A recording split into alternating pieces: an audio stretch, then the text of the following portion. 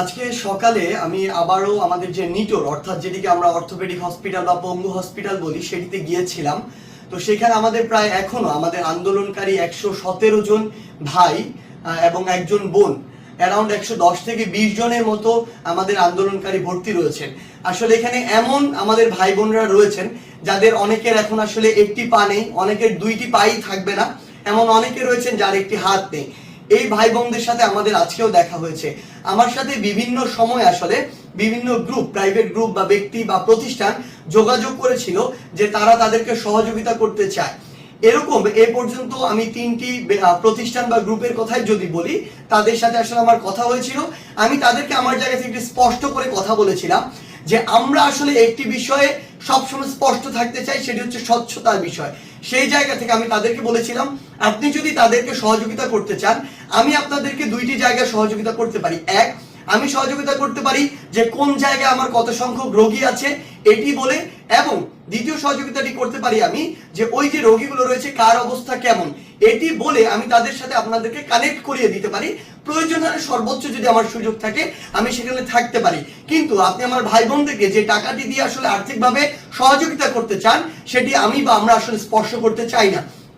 সেই জায়গা থেকে এ পর্যন্ত এরকম 3টি গ্রুপ বা প্রতিষ্ঠান, আজকেও একটি ছিল, এর আগে 2টি সহযোগিতা করেছে, প্রায় 3টি গ্রুপ মিলে 60 লক্ষ টাকার মতো সহযোগিতা করেছে।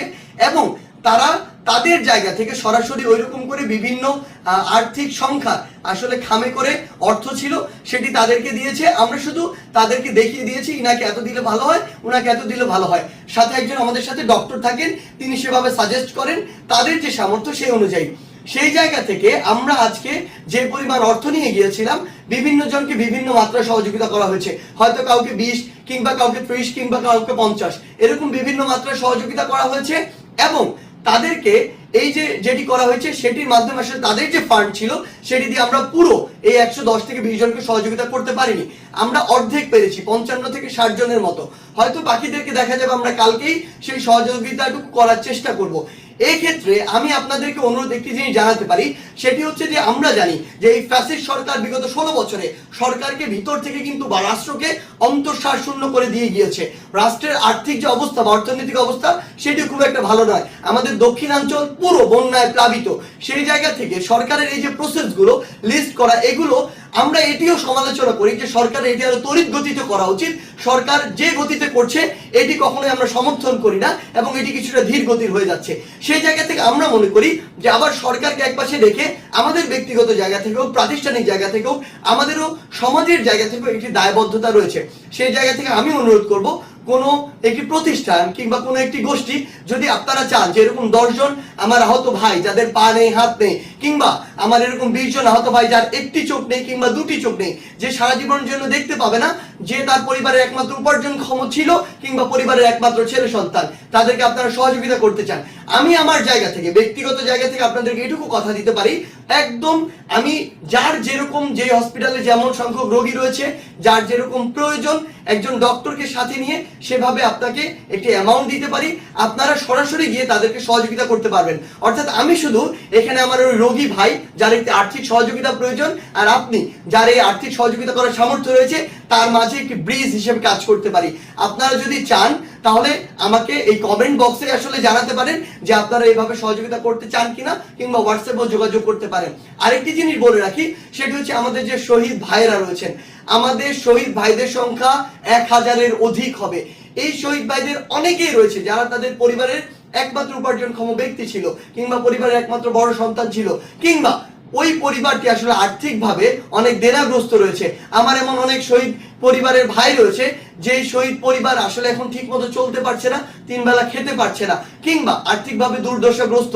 আমাদের একটি দায়বদ্ধতার জায়গা থাকে যে ওই পরিবারটিকে সহযোগিতা করার। সেই ক্ষেত্রে আমি আমার জায়গা থেকে মনে করি যে কেউ যদি চান এরকম 5টি শহীদ পরিবারকে, কিংবা 1টি কিংবা 10টি শহীদ পরিবারকে কোনো একটি গোষ্ঠী, কোম্পানি বা গ্রুপের পক্ষ থেকে আপনারা সহযোগিতা করতে চান, আমি আপনাদেরকে অনুরোধ করব আপনারা এখানে জানাবেন, আমরা সেই ব্যবস্থাটিও করব।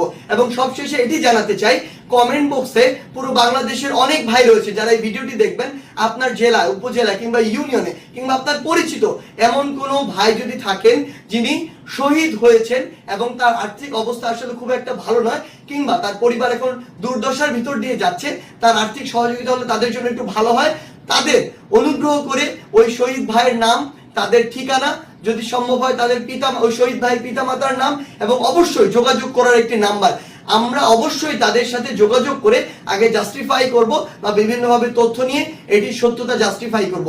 এরপর আমরা একটি প্রায়োরিটি লিস্ট সেট করব আসলে, কারণ একদিনে কখনো বা এক সপ্তাহে আমার দ্বারা বা এরকম ব্যক্তিগত উদ্যোগ থেকে 1000 জন মানুষকে আসলে এইরকম সরকারের বাইরে গিয়ে এরকম ভাবে সহযোগিতা করা একটি ভালো অঙ্কে এটি আসলে সম্ভব নয়। সেই জায়গায় আমরা একটি প্রায়োরিটি লিস্ট সেট করব। হয়তো দেখা যাবে যে আজকে 20 জনকে করা হলো, কালকে 20 জনকে করা হবে, তারপরের দিন 20 জন। তবে এটুকু বলতে পারি, আমার প্রত্যেক শহীদ ভাইয়ের পরিবারের সাথে আমরা অবশ্যই যোগাযোগ করব।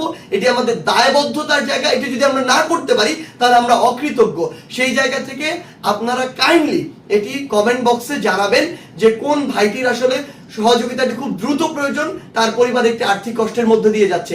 এটি যদি জানান তাহলে আমরা একসাথে সকলে মিলে আমাদের যে শহীদ ভাইরা রয়েছে তাদের পরিবারের পাশে, কিংবা আমাদের যে আহত ভাইরা এখন একটি কষ্টের মধ্যে দিয়ে যাচ্ছে, সাফারিংস এর মধ্যে দিয়ে যাচ্ছে, এবং অনেক আহত ভাই রয়েছেন তারা তাদের সারা জীবন এই সাফারিংস এর মধ্যে দিয়ে যাবেন।